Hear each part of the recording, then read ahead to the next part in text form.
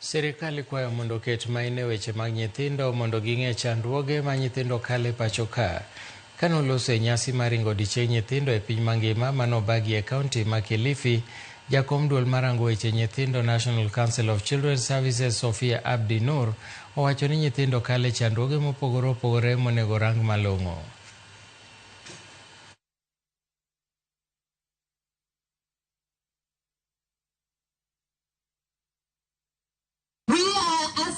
And demanding from the government that they look into the budget and the resources that are provided to the children.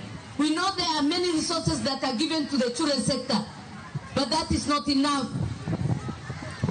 in terms of the numbers we have of the children in this country. 90% of the appeals that come to the High Court from Kilifi County courts are defilement cases. So our children are in grave danger of being labitiwad, of being defiled. And we want to ask the community, whether we're at home or in school or wherever our children are, let us take care of these children.